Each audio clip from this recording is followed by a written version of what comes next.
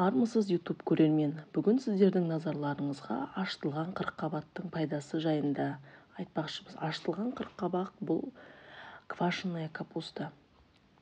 Экономикалық және технологиялық қасиеттеріне орай қырыққабат тек қана таза күйінде ғана емес, сондай-ақ әртүрлі өңделген әдістерінде де жарамды. Қышқыл, маринадталған, кептіру, мұздатуға. Тұздатылып ашытылған қырыққабат бұл дүние жүзінің барлық ас мәзіріндегі әмбебап және кең таралған тағамның бір түрі. Европаның көптеген елдерінде, соның ішінде Ресейде және Азияда, Корея, Қытай және тағы да басқа мемлекеттерде ұлттық өнім болып саналатын сүт қышқылы мен қырыққабаттан алынған тамақ өнімі. Сонымен қатар Польшада бұны бигос, Румынияда сармале, Турцияда турчу, Кореяда кимчи деп атайды. Тұздалып ашытылған қырыққабат салаттарда кеңінен қолданылады. Ол денсаулық үшін өте пайдалы. Ішек микрофлорасын қалпына келтіруге көмектесіп, дұрыс ас қорытуға да. Баршамызға таныс ашытылған қырыққабатты кез келген тағамдарға қосып әзірлеуге болады. Бұл қырыққабаттың дәмінің тәттілігінен бұрын денсаулыққа пайдалығы бар екенін білуіміз қажет. Қырыққабатты ашыту процесінде табиғи консервант ретінде пробиотикалық бактериялар сүт қышқылына пайдаланылады. Сүт қышқылы бактериялары күні бүгінге дейін өзінің маңыздылығын жойған жоқ. Ол тамақ өнеркәсібімен бірге медицинада, мал шаруашылығында, ауыл шаруашылығында, ет, балық өңдеуде, косметикада, сонымен бірге нан пісіруде кеңінен қолданылады.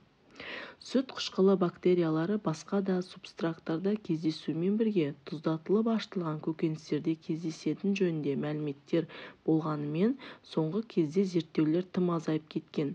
Көкөністерді тұздап ашытқанда кейбір жағдайда антисептиктерді, яғни күкірт антигриді, бензой қышқыл натрий, шарап спирті, сірке қышқылы, сорбен қышқылы немесе бор қышқылы қолданылады. Сүт қышқылы өз кезегінде ас қорыту жүйесінде пайдалы бактерияларды қалыпқа келтіреді. Жүк, қан ауруларының қаупін азайтуға көмектеседі. Тұздалған қырыққабат құрамындағы тұздықта флавоноидтар өте көп, ал ол қандағы холестеринді төмендететін және жүрек тамыр ауруларының қаупін азайтатын фитохимиялық заттар.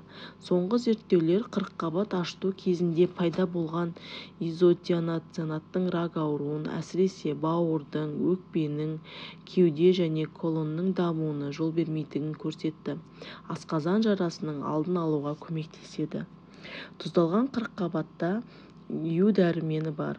Ол асқазан жарасына қарсы профилактикалық болып табылады. Тұздалған қырыққабат қасиеттерінің көпшілігі пробиотикалық пайдалы бактериялардың әсерімен байланысты. Қырыққабатты ашыту тым ертеден келе жатқан түр. Түрлі зерттеулер нәтижесі ашытылған қырыққабат шикі өсімдіктерден гөрі пайдасы мол екені анықталған. Ерте кезеңдерде елімізде тұздалып ашытылған қырыққабаттың оңай әзірленуіне байланысты және қырыққабаттың өзіндік пайдалылығына орай олар қыс және көктем мезгілдерінде көп пайдаланылған. Дайындалу жолына қарай тұздалып ашытылған қырыққабат келесі бөліктерге бөлінеді: ұсақталған, туралған және толықтай туралған. Ашытылған қырыққабат ең әуелі ішек жолдарына, ас қорыту жүйесіне өте пайдалы. Орамжапырақ А және С, В1, В2, В3, В6, К және Ю дәрумендеріне өте бай. С дәрумені иммундық жүйені нығайтуға көмектесетіні бәрімізге белгілі. Ашытылған қырыққабат жегенде әйелдердің ағзасындағы жасушалар құнарланып қайта түлейді. Сонымен қатар қырыққабат йодқа өте бай. Жиі тұтынсаңыз қан құрамындағы холестерин қалпына түсіп, түрлі ісік ауруларының алдын алады. Ісік аурулары дегеніміз бұл рак. Қырыққабаттың сөлі арықтауға таптырмайтын өнім. Ұдайы тұтынсаңыз ішек құрылысты, ас қорыту жүйесін тазалайды. Ал жүкті әйелдерге токсикозбен күресуге көмектеседі. Ашытылған қырыққабат сусыны өте пайдалы. Бұл туралы немістің Фокус басылымының мақалында айтылған. Басылым бұл ерекше сусынды күн сайын, әсіресе күзде ішудің 4 себебін келтіреді. Біріншіден, ашытылған қырыққабатта көптеген дәрумендер С дәрумені зат алмасуды жақсартады, антиоксиданттық әсерге ие және иммундық жүйені нығайтады. К витамині қанның ұюына маңызды, сүйек денсаулығын сақтауға әсер етеді.